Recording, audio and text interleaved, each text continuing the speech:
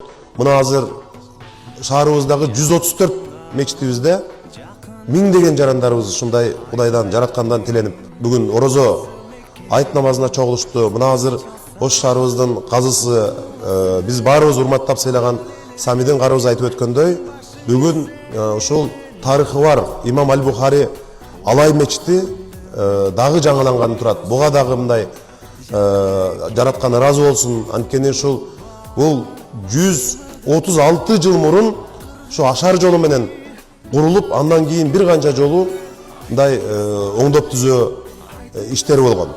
Бирок биздин элибиздин жанагы ыйманга келип, бардыгы жанагындай терс сапаттардан арылып, намаз окугандардын, ыймандуулардын саны көбөйгөндөн көбөйүп атканы баарыбызды кубандырат.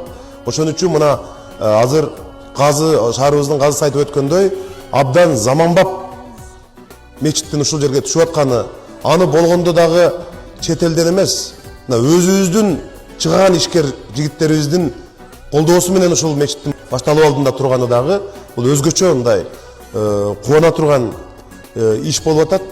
Ар бириңиздердин орозоңуздар кабыл болуп, ушул орозо айт намазында эмне тилек кылсаңар, үйүңүздөргө, өзүңүздөргө, Кыргызстаныбызга, динибизге эмне каалоо тилек айтсаңыздар, бардыгы кабыл болсун.